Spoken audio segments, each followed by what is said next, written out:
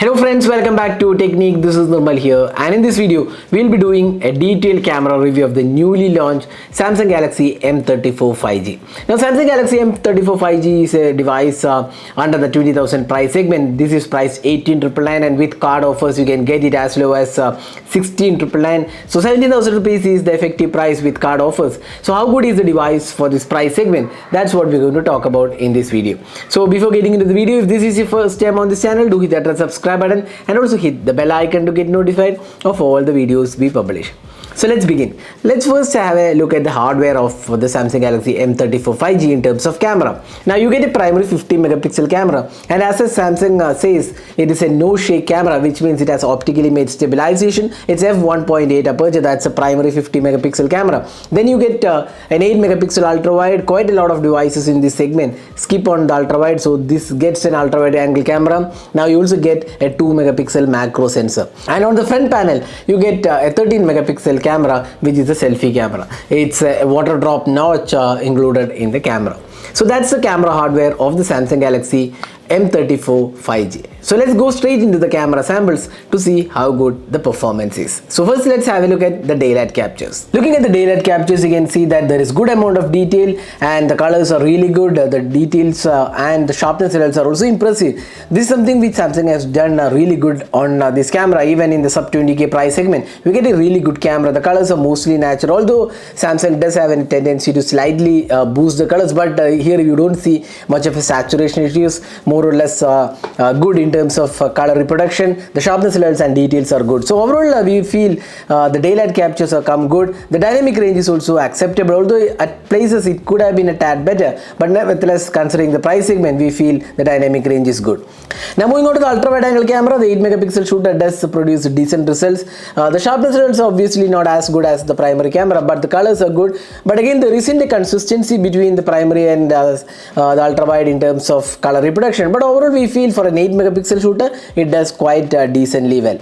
Now moving on to the close-up shots. Once again you can see that there is good amount of details, good sharpness levels, and the colors are also quite good. Here you can see that there is a bit of color boosting happening, but again a lot of people definitely like these colors, so we would say it's quite good in terms of details and sharpness levels, and colors are also mostly done well. Now there is also 2 megapixel macro sensor. Now this is kind of average, I would say, while colors are quite acceptable comparing to other 2 megapixel macros in this price segment, but still it's not that great. The details are kind of average and sharpness levels are not that great. Now moving on to the portraits. Now the Samsung Galaxy M34 5G does pretty good portraits. You can see that the edge detection is good, the skin tones are done pretty well, and overall quality of the portraits definitely look good, and overall I would say this definitely produces good detailing and the skin tones are good. Now moving on to the low light images. Under indoor and artificial light you can see that there is good amount of details. The colors are again good. The noise levels are kept to minimum in indoor lighting conditions, and here you can see that overall we would say the quality is definitely good for a sub 20k price device. This is definitely good quality. Now when you move to extreme low light, considering that there is no artificial light or lack of artificial light, you can see that while details are quite okay, the sharpness levels are kind of very average, kind of expected from this price segment, but the optical image stabilization does help to an extent, and these are kind of usable images but not so great. Now moving on to the selfies. This is one area where we really like the colors. The skin tones are really done well, and overall quality of the selfie looks good from the 13 megapixel shooter.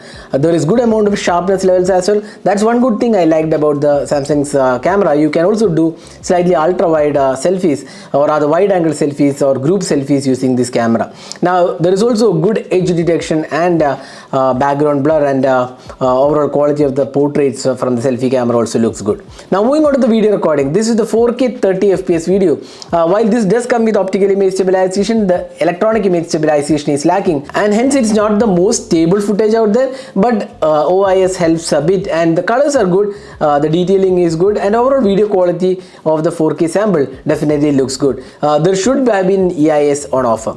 Now the 1080p 60 fps also is quite good, but once again there is no EIS on offer, only optical image stabilization, and as a result you can see once again it's not the best stabilization available. Now the 1080p at 30 fps has EIS IS as well. As you can see, it's very stable footage.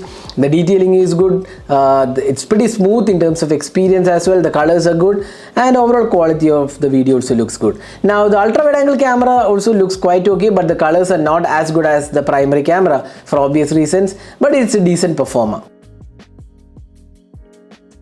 Now there is also an ultra steady mode available. Once again, the colors are not so perfect, but stabilization looks quite okay. So this is the video recording taken from the Samsung Galaxy M34 5G. So this is the front facing camera sample taken with the Samsung Galaxy M34 5G. So you can see how good the clarity of the video is, and also the audio output from the front camera, which can record in 1080p at 30 fps. So summing up, how good is the Samsung Galaxy M34 5G in terms of camera? I would say it's quite a good shooter, especially the primary camera produces good rich tones, good skin tones, the portraits are good, and even the front camera selfies are good. The dynamic range is quite acceptable. The sharpness levels are pretty impressive for a 17,000 price segment. But because why we say it's good, because most of the budget smartphones below the 20,000 is compromising a lot on cameras. A lot of them do not have 8 megapixel ultra wide angle camera. A lot of them do not optimize the 50 and 64 megapixel shooters. But what Samsung has done here is good optimization. It looks good, and detailing, the sharpness levels, everything looks good, and even the color quality also is quite acceptable, although it's slightly on the boosted side. But again, I wouldn't complain here considering how bad the camera experience is on few other phones we recently reviewed in the sub 20k price segment.